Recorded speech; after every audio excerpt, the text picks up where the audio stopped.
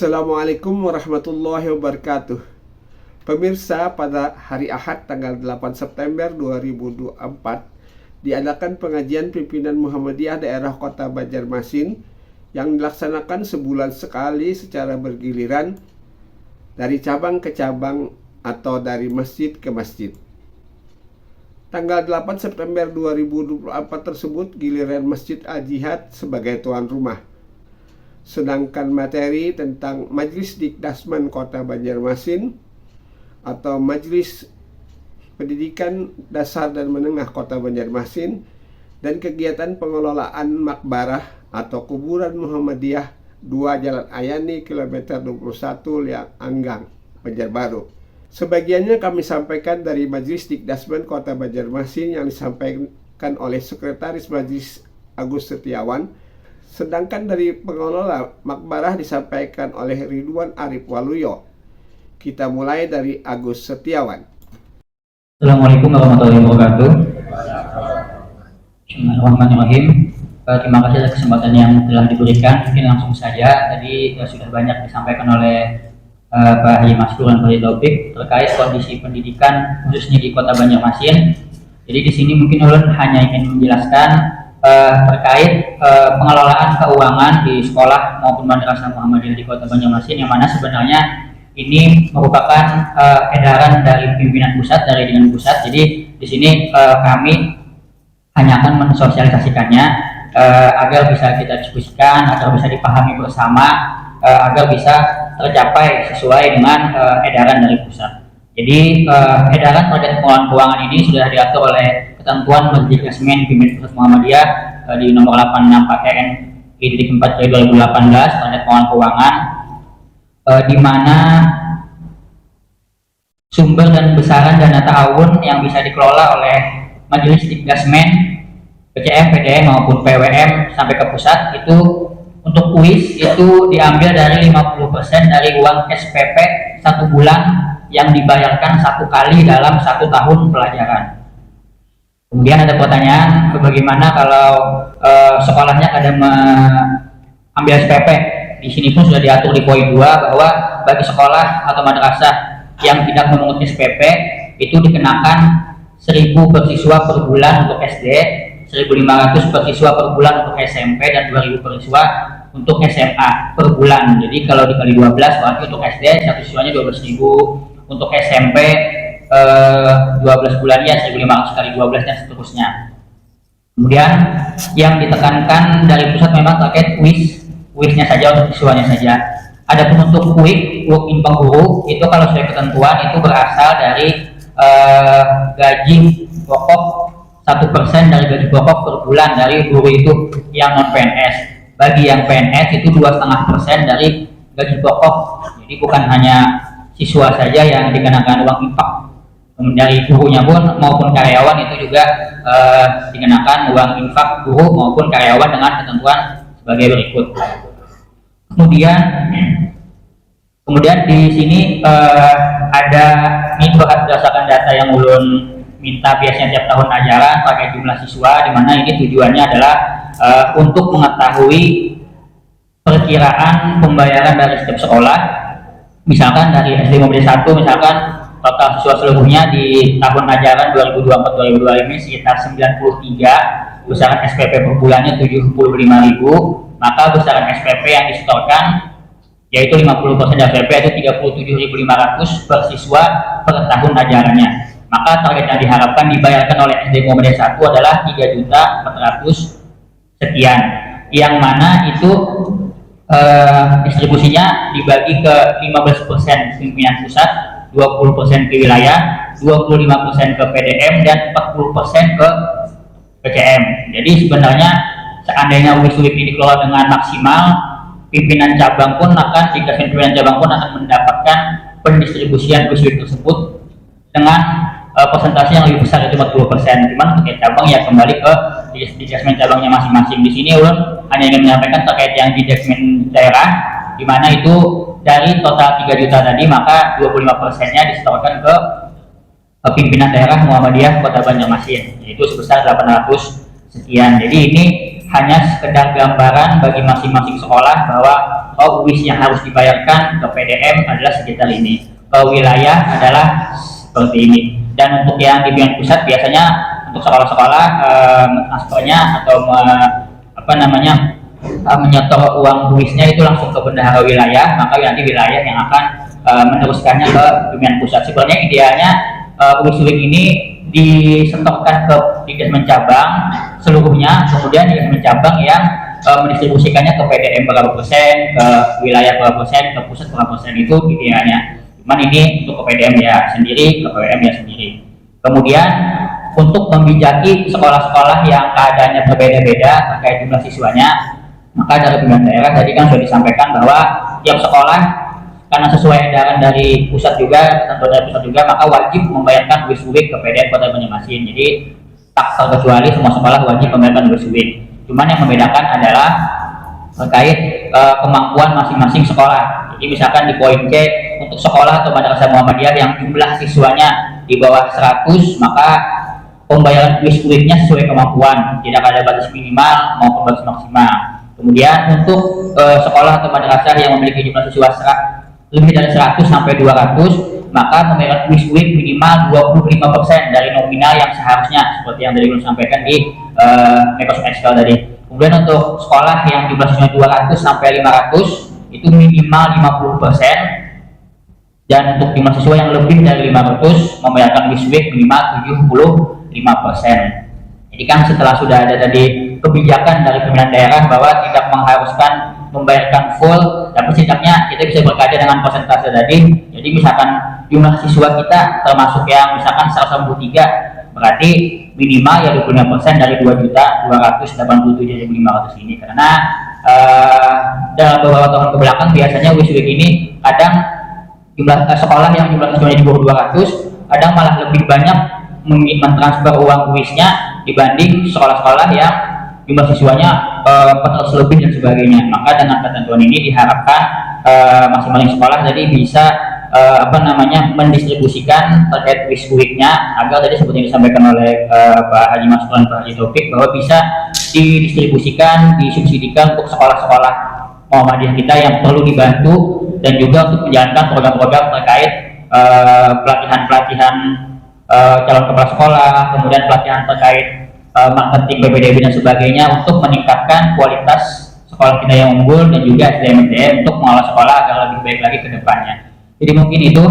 dari ulun singkat terkait teknis dari penyetoran UIS sekolah Madrasah Muhammadiyah di Kota Banjarmasin ini. Selebihnya nanti secara berkala mungkin nanti dari Dikdasmen akan menagih lah terkait UIS ini ke sekolah-sekolah, dan harapannya memang di bulan Desember itu semua sekolah sudah menyelesaikan administrasi terkait UIS-nya ini agar bisa didistribusikan ke hal-hal sesuai program yang telah direncanakan di awal tahun ajaran. Mungkin itu saja yang dapat saya sampaikan. Salah hilaf mohon maaf. Assalamualaikum warahmatullahi wabarakatuh. Bismillahirrahmanirrahim. Assalamualaikum warahmatullahi wabarakatuh. Waalaikumsalam warahmatullahi wabarakatuh. Alhamdulillahirabbil alamin, wassalatu wassalamu ala rasulillah asyrafil anbiya'i wal mursalin nabiyina Muhammadin wa ala alihi washabbihi ajmain. Amma ba'du.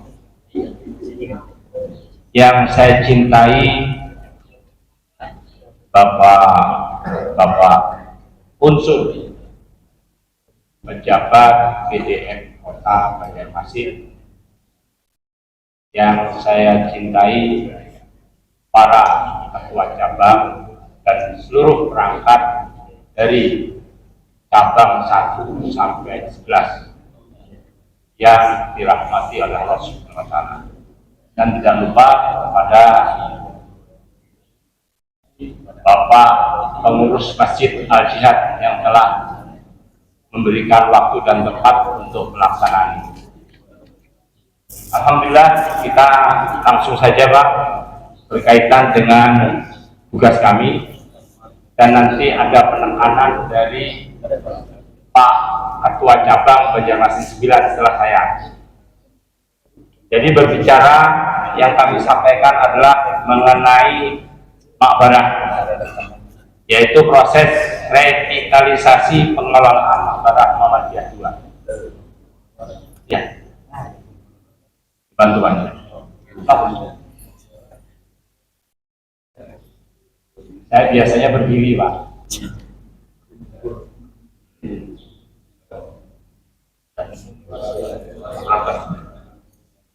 Saya geserin aja.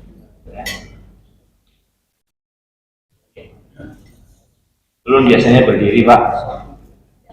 Jadi pengelolaan lanjut. Jadi ada 28 slide, tapi nanti disingkat cuma 5 slide saja. Jadi ini berkaitan dengan karya. Lanjut. Nanti kan sudah dibagi, Pak. PDF-nya sudah dibagi ke masing-masing cabang atau ke perangkat yang ada di PDF kota Banjarmasin. Nah, ini revitalisasi pengelolaan Mabarah. Satu, kita mengkaji status kepemilikan Mabarah. Ada sertifikatnya enggak? Alhamdulillah ada. Lanjut deh. Ya. Ada. Jadi kita tenang, Pak. Warga perserikatan tidak mudah bulanan karena sudah menjadi milik perserikatan. Dulu punya Pak Takdir, Pak. Dan ini kejadian menggugat ini berkaitan dengan tanah, bukan hanya di sini aja. Kandangan Pak terakhir saya terima, tanah sudah diwakafkan tapi digugat sama anak-anaknya karena nggak ada surat menyuratnya. Kemudian kasus di Jakarta juga gitu, kasus di Banyuwangi juga gitu. Makanya kita harus tertib. Nah, sekarang sudah menjadi milik perserikatan, dirubah menjadi nomor sertifikatnya 2261. Lanjut, ini keputus belum? Nah, ini kemudian keputusan bupati. Ini berkaitan dengan izin Mabarah. Karena salah satu persyaratan dulu nunjuk kami, Pak, saya harus minta ada 2 persyaratan ini. Kalau enggak, saya angkat tangan. Karena nanti saya kan polisi, jangan sampai pengurus digugat, pengurusnya polisi. Yang lebih parah Muhammadiyah lagi. Masya Allah. Lanjut, sudah clear. Ya. Kemudian hasil kepemilikan kartu Mabarah. Ini Pak luar biasa. Kami sedih dan takut pada waktu itu karena ada yang ditandatangani oleh Pak Samsul Daulah. Kemudian ada yang ditandatangani, itu rata-rata ribuan.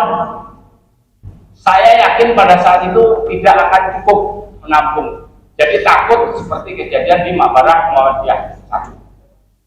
Nah, akhirnya diputuskan oleh ketua cabang dulu harus diregistrasi. Jadi kalau tidak masuk registrasi, minta maaf tidak bisa dimakamkan di sana. Dan terregistrasi secara banyak 677 kartu. Lanjut. Nah, ini sudah ada hasil rapat. Jadi pada waktu itu pimpinan cabang memanggil seluruh cabang Banjarmasin. Ketua cabang diajak rapat, yang hadir minta maaf Pak ya, ketua cabangnya cuma 2 orang. Dari cabang 11 sama cabang 1 yang 5. Cabang 5 ya kan? Cabang 5 cuma 2. Ya kita maklumi Pak, karena Muhammadiyah ini minta maaf, orang-orangnya kan tidak punya gaji dari Muhammadiyah. Jadi benar-benar pengabdian. Mungkin yang lainnya juga ada pengabdian lain. Kita maklumi. Nah kemudian dari hasil rapat itu diputuskan bahwa hasil terakhir waktu akhir registrasi tanggal 31 Oktober 2021. Jadi setelah itu ya kita stop dulu. Kita stop dulu, jangan sampai nanti kita jual kartu terus dan ini nggak termuat di dalam Mabarah ini. Lanjut. Nah, dari hasil deteksi kami Pak, yang bisa dikubur di sana itu tidak sembarangan. Jadi yang punya kartunya bermacam-macam. bermacam-macam, ada yang Pak ini beberapa ini mengeluarkan kartu rata-rata nomor urutnya ribuan. Nah, kemudian di dalam kartu ini semuanya tertulis ini Pak, yang saya ini ada dua lagi contohnya. Pemegang kartu atau keluarganya dapat atau diizinkan untuk dikubur di makbarat sana dengan cara sesuai dengan sunnah. Jadi baca Pak, yang sesuai dengan sunnah dan sesuai dengan putusan majelis takjih pusat. Jelaskan ini Pak. Nah, saya pikir mana putusan takjih. Satu lagi, satu. Nah, ini semua seperti ini. Sampai terakhir dibikin semuanya pakai seperti ini, berdasarkan pada majelis takjih pimpinan pusat. Lanjut. Nah, ini Pak. Jadi luar biasa. Saya sangat bangga dengan Perserikatan Muhammadiyah ini. Mulai tahun 1936 ini selalu saya katakan Pak kalau di kubur. Mulai 1936 majelis takjih dan takjih sudah memikirkan warganya sebelum merdeka. Masya Allah. Jadi bagaimana mengurus warganya sejak sakit, meninggal, kemudian memandikan, mengkafankan, mensalatkan, menguburkan, diatur di sini semuanya dalam buku bab jenazah. Nah, lanjut.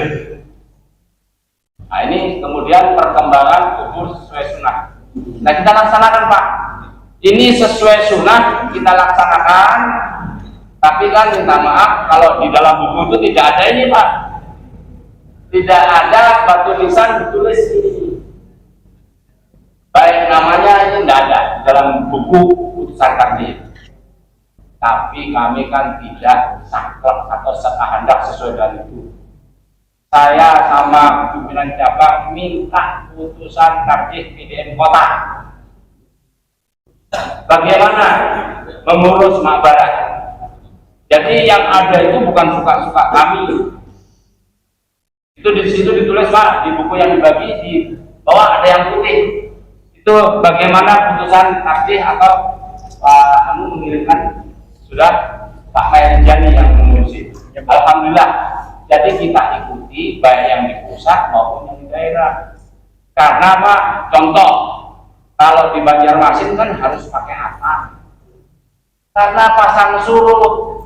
Kalau nggak dipasang atap, hangus, banjir, kena hilang.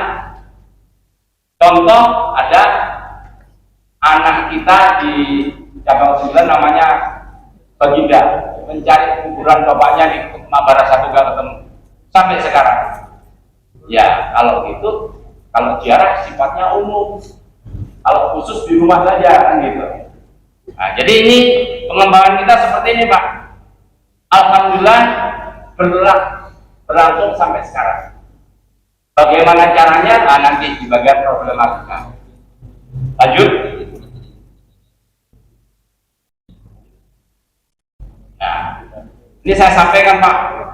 Setelah kita melakukan kegiatan-kegiatan di sana, kita ingin tahu berapa lahan yang sudah terpakai dan yang belum terpakai. Nah, ini kami lewat jasa mantan orang BPN untuk melakukan pemetaan. Hasilnya seperti ini Pak.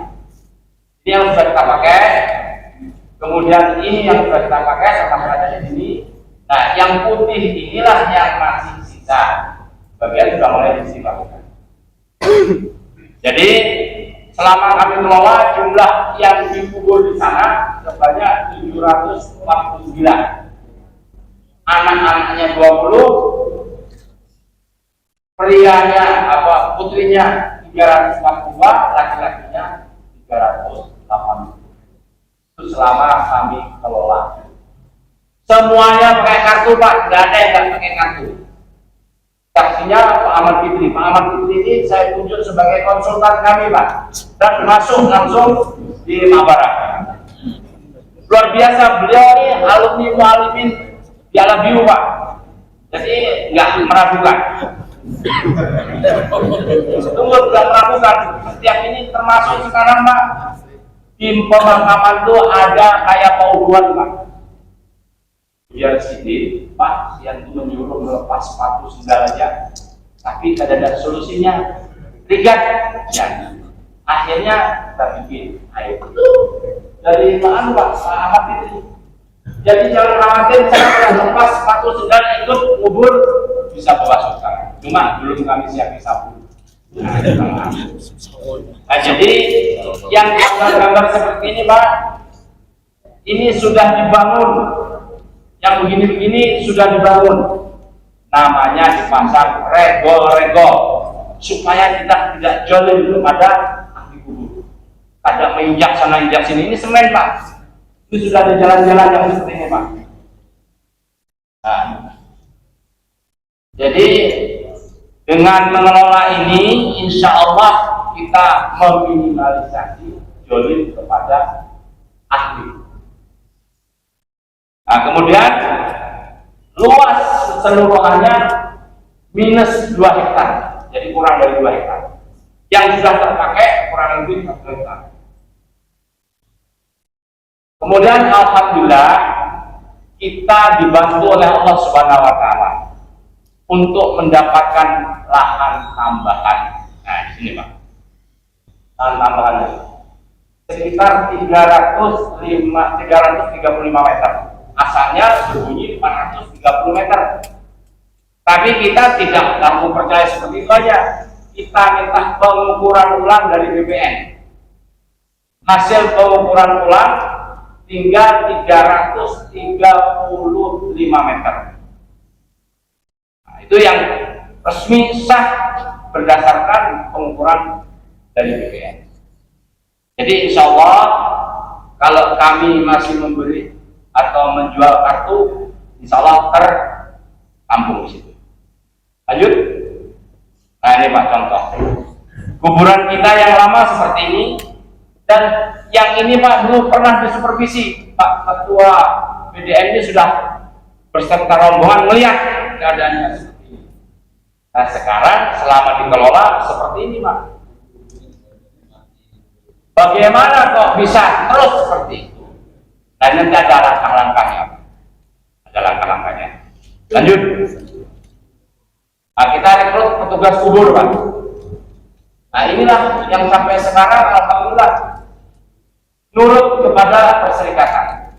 Kalau yang dulu minta maaf itu aib ya, Pak, ya, nggak perlu kita ceritakan. Masuk ngubur situ tanpa kartu pun bisa. Alhamdulillah.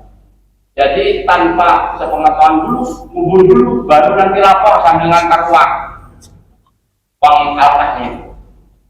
Nggak tahu, nggak terkontrol. Ya, yang sudah-sudahlah, itu kan aib, tidak perlu kita lakukan. Allah aja asifir. Allah itu maha menutupi. Kita harus berupaya menutupi yang buruk-buruk itu. Pengurus-pengurus yang salah, oke lah, sudah. Pak Burhan pada waktu itu siap, saya salah, akan saya perbaiki. Di telinga saya ngingin-ngingin terus, Pak. Jadi kita berupaya untuk memperbaiki. Saya salut juga sama Pak Burhan.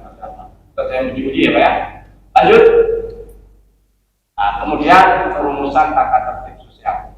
Nah, sosialisasi ini, Pak, bentuknya. Ya tidak seperti membalik telapak tangan, Pak. Perlu waktu, perlu tenaga, perlu biaya. Jadi sekarang sudah ada ini, kita pasang 2. Lanjut. Supaya nggak ternyata. Pak, ini peraturan ini, Pak, dulu ditempel di pendopo, tapi tidak muncul dan tidak pernah ditunjukkan, ini dibaca, tidak pernah, bahkan dihitam-hitam. Ini yang membuat siapa, Pak? Ini yang membuat Pak Haji Sofyan Rasdi, ini bapaknya Pak Ridwan, Ketua RKWN di Makbarah di Al-Jihad. Nah, ini barangnya, Pak.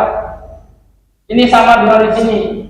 Masya Allah, Jadi sesungguhnya pengurus makbarah dulu konsisten dengan buku putusan tadi. Ini dibuat dari ajian nih Pak. Tapi dalam perjalanannya yaitu karena pengelolanya petugas kebunnya itu bukan orang Muhammadiyah, ya itulah akhirnya yang terjadi seperti yang kami tunjukkan. Jadi ini dibuat Pak, kita perbaiki ini papan ulin dipahat Pak, kita perbaiki, kita lestarikan, kita pasang lagi, Masya Allah. Lanjut, nah kita pasang ini juga Pak. Kita kalau menyuruh di mulut terus-terusan kayaknya enggak menyenangkan orang. Yang terlalu ini. Saya enggak apa-apa. Tapi sekarang sudah dibikin seperti ini. Jadi Pak, itu ada tulisannya enggak? Tinggal gitu aja. Lanjut. Nah ini termasuk larangan. Jadi kalau melakukan kegiatan di sana harus izin dulu. Kalau tidak, melanggar itu. Ini petunjuk dari kepolisian sektor yang agam sekarang, dulu sektor Andasan ini. Jadi pasang ini Pak. Karena apa Pak? Itu orang suka bawa akar Pak, dipasang. Kita bongkar. Ada orang membawa akar dari marmer, kita bongkar. Karena sudah ada penjelasan pengurusnya kan, punya kewenangan. Bahkan kita dilaporkan ke polisi melakukan pencurian dan perusakan.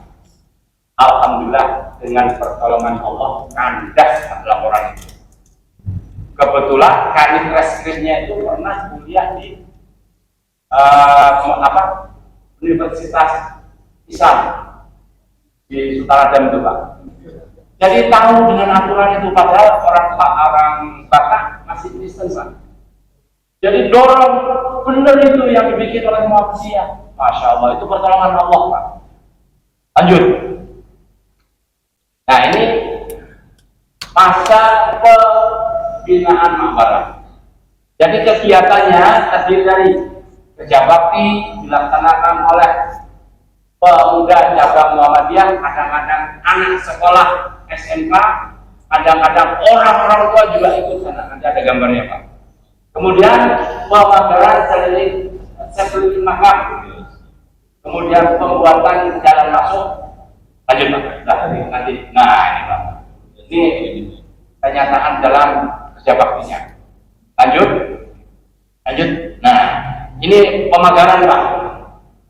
Jadi awal-awal kita pagar pakai bataku, ternyata dari hasil kalkulasi terlalu besar, dan berat. Pondasinya harus, kalau nggak salah, hampir 1 meter. Lanjut, ulang mundur kita tadi. Nah, pemagaran dibuat tempat rehat. Rehat di sini diutamakan untuk menampung ibu-ibu, karena sudah saya sampaikan bahwa ibu-ibu itu tidak disyariatkan mengantar kubur.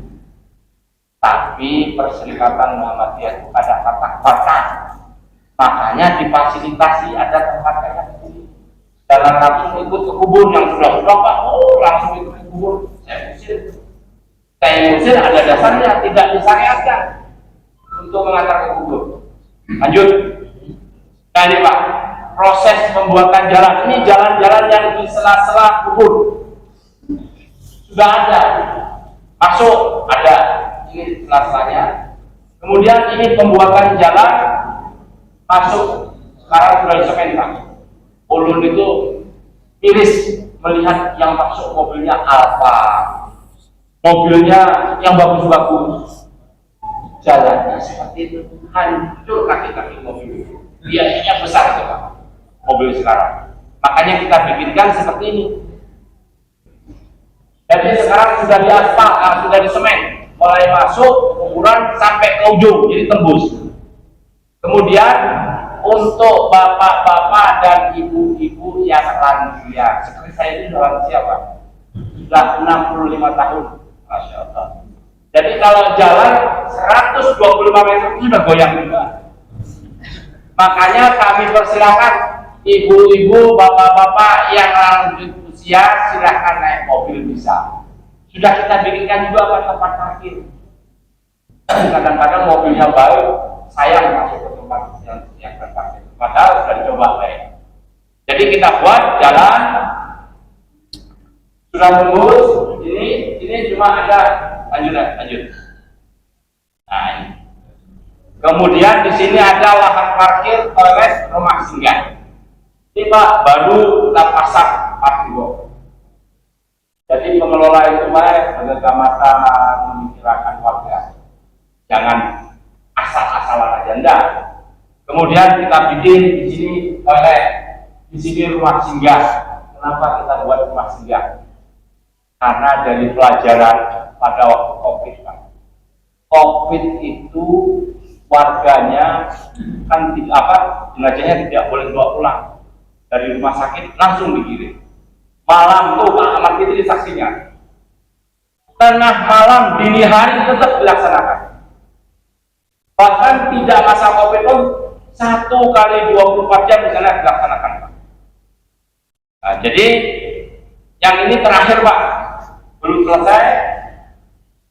Ini kita siapkan rumah singgah kalau terjadi kejadian seperti masa COVID. Kasihan Pak keluarganya. Bahkan ada orang Sulawesi, Pak, pelayar kena COVID, meninggal kita urus. Masya Allah di Al-Jihad ini juga 1 kali 24 jam melayani warga Muhammadiyah ataupun warga yang kita bantu. Alhamdulillah. Lanjut. Nah ini penguburan di waktu malam hari.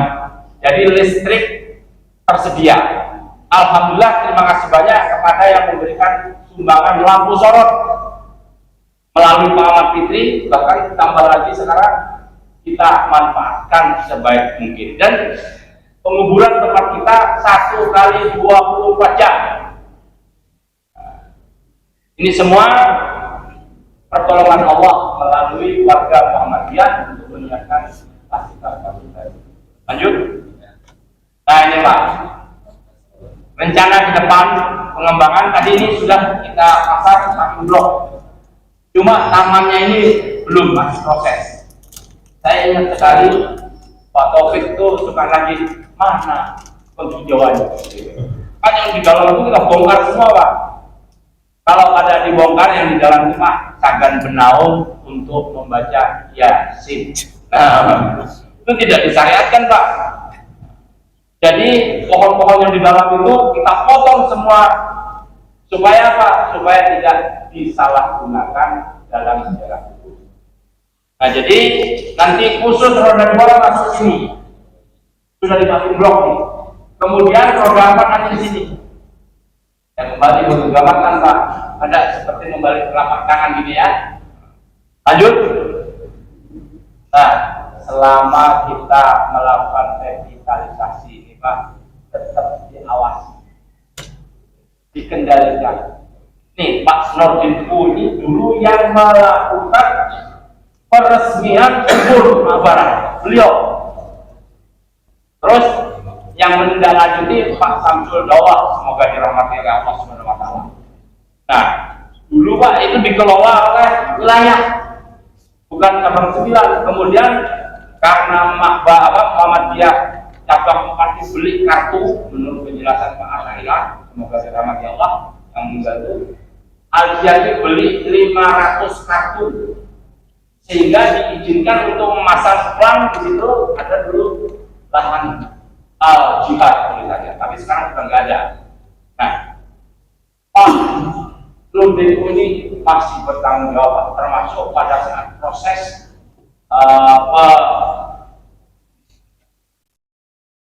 balik nama. Beliau ikut sidang Pak. Jadi balik nama itu dasarnya sidang dari Pengadilan Negeri Banjarbaru, baru bisa dibalik nama, sehingga menjadi perserikatan. Kemudian di sini Pak ada Bapak pimpinan wilayah ngecek. Ini ada makam yang dari marmer. Ngecek beliau karena akan dilaporkan kita, sehingga beliau juga merasa ngeri juga, iris juga. Akhirnya ngecek kita bahwa marmernya itu di Dia sama beliau, ya beliau juga memberi apresiasi. Dan kita selalu minta tolong doa. Kalau doa itu Pak langsung kepada Allah. Itu yang saya rasakan supaya kita tetap dilindungi dan dipelihara oleh Allah Subhanahu Wa Taala dalam mengurus masalah ini. Lanjut. Oh, 1 menit ya. Ya. Jadi terus ini kalau mau donasi Pak, ini lanjut. Nah ini Pak. Sekarang terakhir ini problematika atau selama revitalisasi. Masalahnya masih banyak warga perserikatan yang belum melaksanakan pemakaman yang tidak dengan sunnah. Nah ini Pak faktornya, sebab belum memahami terhadap proses penyelenggaraan pemakaman sesuai dengan sunnah atau putusan taksir. Makanya saya bangga Pak sama Pak Haritua, cetak Pak bukunya, dicetak sekarang dibagi, masing-masing cabang minta dikasih 5, kemudian yang lainnya diberi. Kemudian yang 2 cenderung mengikuti kebiasaan budaya berlangsung di masyarakat, kan untuk akang-akang itu Pak. Kemudian 3, mencontoh budaya penguburan ahli kitab. Coba lihat Pak, kuburan Nasrani, kuburan yang lain-lain di luar Islam, untuk pasang-pasang dan lain sebagainya. Kemudian petugas kubur lama mau kerjasama, tidak mau kerjasama dengan aturan sesuai sunnah. Adapun beberapa kali diundang yang lama itu tidak pernah hadir. Ternyata yang bersangkutan orang Muhammadiyah. Dan ketika ada proses di kepolisian, kita kasih Pak buku himpunan putusan taksir, tidak menerima. Bagaimana itu? Kemudian petugas kubur lama mengambil kesempatan mendapatkan segala jasa dari ahli waris dalam pembinaan kubur atau membuat astang di atas kubur. Kemudian tidak semua jenazah yang dikubur dari warga perserikatan, sehingga cenderung susah mengikuti tata tertib. Nah, jadi di sana Pak, maaf, yang dikubur di sana bukan hanya orang Muhammadiyah, karena pada waktu itu mungkin waktu jual batu, mungkin ya Pak ya. Yang penting perilaku siapa pakai Allah. Kemudian yang berikutnya petugas yang lama itu Pak, asal masuk aja, jadi tidak diingat, karena lemahnya kita dalam melakukan pengawasan dan pengendalian. Lanjut, sekali lagi terakhir. Nah ini Pak solusinya. Kita membuat surat pernyataan kesediaan mentaati. Ini Pak. Jadi setiap kubur sana harus menandatangani ini. Berikutnya, ketika mau beli kartu harus membuat surat pernyataan seperti ini. Alhamdulillah dengan kita lakukan seperti itu semua bisa melaksanakan penguburan yang Bapak lihat saat. Dan kami mohon nanti ya catatan Pak, Wah, bisa supervisi lagi Pak. Nah, kalau yang ada kami hanya menghimbau Pak dan mendoakan supaya dibenahi sesuai dengan sunnah. Kalau saya membongkar, tidak berani. Contohnya Pak Ahmad Fitri ini sudah berupaya membongkar punya Pak Ramli Pak ya. Justru anaknya protes. Wah, ada nyaman di telinga beberapa kali ini. Setelah kita panggil bersama-sama, ditunjukin buku putusan taksir itu Pak, diam langsung. Tunjukkan baca tidak boleh ini, tidak boleh ini. Dan Abah Fian itu pengurus wilayah kalau nggak salah. Pak almarhum Pak Ramli. Yang protes itu diantaranya Pak Muhammad yang kemarin Pak Ramli yang akhirnya juga dikubur tempat kita. Sidin itu bagus Pak, begitu dia terdiam, nggak bisa ngomong lagi, rencana mau mendatangkan Haji Hidayat, tapi belum kesampaian, beliau sudah diambil oleh Allah Subhanahu Wa Taala. Nah, jadi ini usaha-usaha kami, dan sekali lagi kami mohon doanya. Doa itu lebih penting Pak. Saya rasakan setiap kali ngubur, mungkin saksinya bapak-bapak yang suka baca doa, saya doakan bisa sehat walafiat. Sehingga setiap kubur kami bisa ikut mengawal.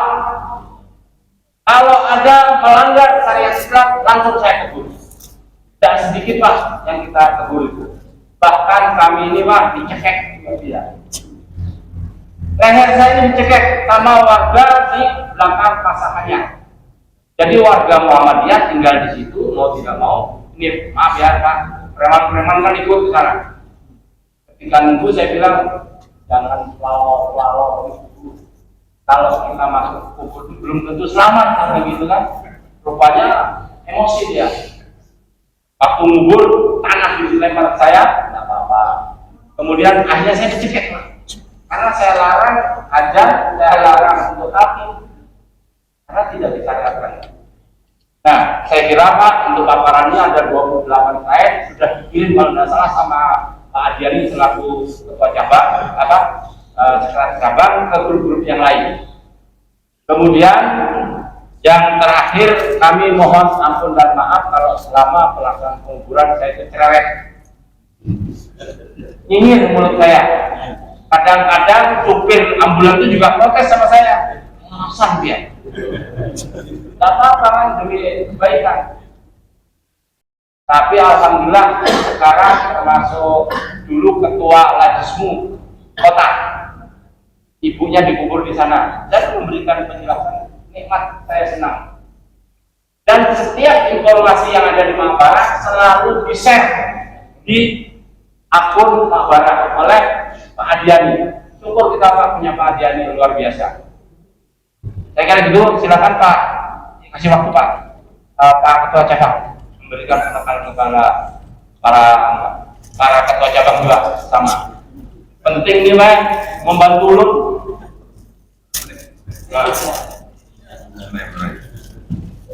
Assalamualaikum warahmatullahi wabarakatuh. Seperti minta waktu lagi. Sebenarnya tidak ada lagi yang perlu saya tambahkan Pak. Ya sudah lengkap. Terus lagi kita. Tapi ada nih Pak. Jadi tadi kan di terakhir kita melihat ada masalah dan solusi lah. Kami bangga dengan keberadaan Pak Arif ini. Mudah-mudahan sidang selalu sehat walafiat. Nah, kita membayangkan kalau tidak beliau yang bergerak seperti ini, mungkin tidak akan ada kemajuan kita. Dan juga Pak Burhan ya selaku pimpinan cabang sebelumnya ya, kami juga berterima kasih, dan Pak Ahmad Fitri dan lain-lain semua dukungan semuanya. Cuman kami mengharapkan dukungan lebih lagi daripada ini, dari kita semua. Apa yang kita lakukan dalam pembenahan ini tentunya sudah sesuai dengan apa yang harusnya kita sepakati gitu. Landasannya adalah tarjih yang mengambil daripada sunnah yang harusnya kita ikuti. Berarti apalagi yang kita permasalahkan kan, artinya kita harusnya mendukung itu semua. Oleh karenanya lah kami berharap untuk kita semua, pimpinan-pimpinan dan warga, semua cabang 1 sampai 13. Pak Arif 13 Pak Arif. Dari Pak Arif bilang tadi 11. Pasal di saya tadi Pak. 12-13 jangan beli dulu aja lah. Jadi mohon ketua-ketua dan warga untuk juga ikut mensosialisasikan ini semua. Karena ada tadi gambar kita dampingkan antara yang baru dan yang lama gitu kan. Kondisi sekarang tuh ada dua pola. Jadi yang sudah mengikuti sunnah dan yang belum. Nah untuk yang belum ini kan artinya kan bisa saja jadi pertanyaan, kenapa itu dibiarkan begitu? Kami harus tidak lagi memasang atang gitu kan. Ada tidak pemahaman seperti itu jadinya. Kalau ada risiko seperti itulah. Nah, mohon juga karena ini semua demi pelaksanaan sunnah dalam penguburan Makbarak, maka kami juga memohon untuk kiranya dibantu mensosialisasikan ini. Terima kasih. Wassalamualaikum warahmatullahi wabarakatuh.